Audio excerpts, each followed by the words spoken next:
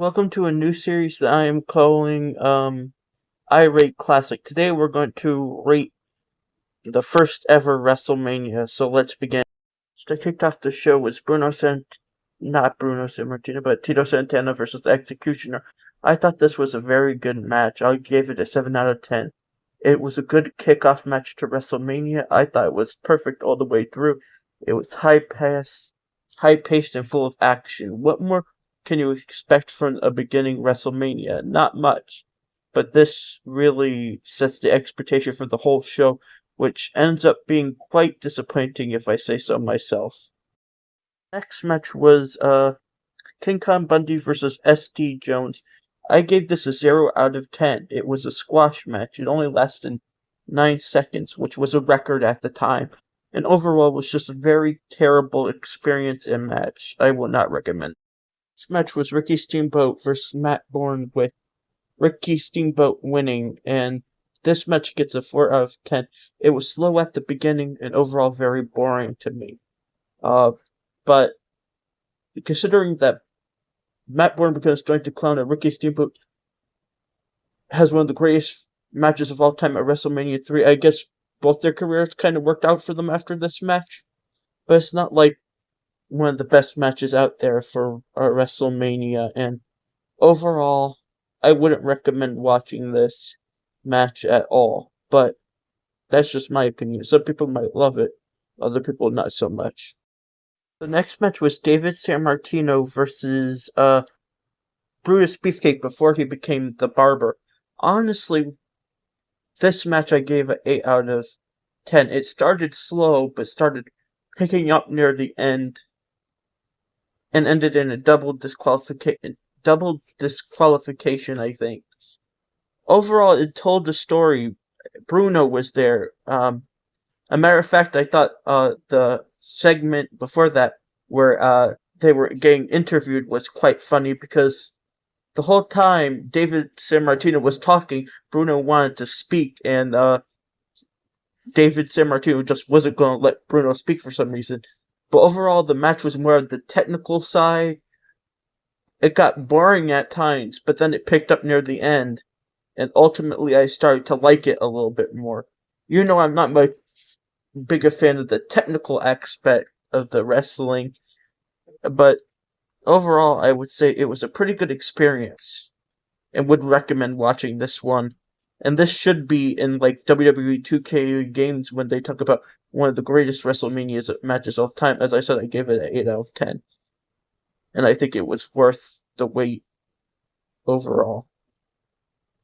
The next match was Greg the Hammer Valentine versus Junkyard Dog. This match was good but confusing because of the end. First, Greg Valentine won by pinfall, but it was reversed by the committee because of his foot being on the rope, and Junkyard Dog ended up winning by countout. So there was 2 finishes to this match. It was a good match till the confusing finish, so I gave it a 5 out of 10. I think this one had potential if it had a definitive finish and maybe went a little bit longer, because I like somewhat long matches. It doesn't have to be real long, but I think this could have been one of the better WrestleMania matches if given the opportunity to do so. But overall, I don't think it was anything worthwhile for anyone to watch this.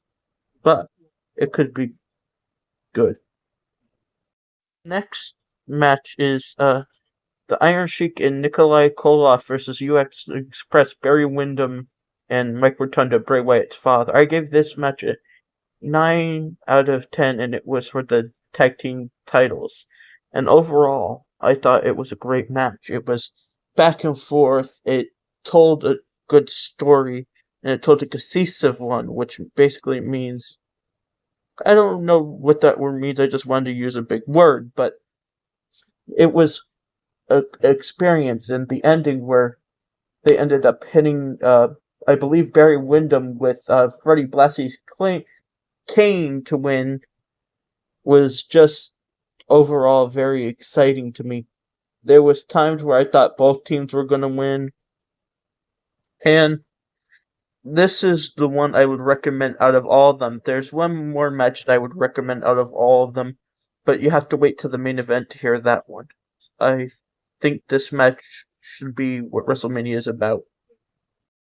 This match was Andre the Giant versus Big John Studd in a body slam challenge for money. Andre put his career on the line. Of course, Andre won by body slamming Big John Studd. This was very boring to me, so I gave it a 1 out of 10. It just wasn't there for me. It just was all Andre. It wasn't even exciting. Like, Big John Studd got 0 hits in, basically, and it was just not very good of a match in my opinion. I know this is iconic, but it's not good, objectively, in my opinion. It would have been better if it was back and forth, and you would think that Andre would lose his career, but that's not what happened. That might be nitpicking, but that's my opinion overall. It was okay, I guess. So we go to the semi-main event, which is for the WWF at the time Women's Championship, and it was Oyani Kai defending her title against Wendy Richter with Cyndi Lauper, which Richter won. I gave this match a 3 out of 10. To me, it just didn't tell a good story, and it looked sloppy. It was just hair pulling, throwing each other around, and it was awful. I wanted to give this one a 0, but I kind of enjoyed it a little bit. It was so bad, it was good. It was like one of those things where this is the semi-main event, it should be exciting. I felt nothing watching this, and this is one of the matches I would stay far away from. But this made history as probably one of the first women's semi-main events in history, probably, but I don't know if they called it that back then. But this was the second to last match, and it was very boring, and I would not recommend it to anyone. Next match is the main event, and it's Mr. T and Mr. T and Hulk Hogan versus Roddy Piper and Mr. Wonderful Paul Orndorff. And overall, it was a very chaotic and good match. You had Muhammad Ali get involved, Jimmy Snuka and Bob Orton get involved, and ultimately, Mr. T and Hulk Hogan won, and I gave this match a 9 out of 10. I recommend watching this one, if nothing else, from the whole show. This match just was epic in my opinion, and definitely deserves a watch. My opinion on the whole WrestleMania as a whole is a 4 out of 10, which isn't the worst thing. It just means that there's better out there, and 4 is like, it's mediocre, the real mediocre, where it's almost bad, but it's good. And, this is the first episode of Wrestling. I rate classic, and I'll plan to do more episodes in the future. This is Comic Cookie 73. Goodbye.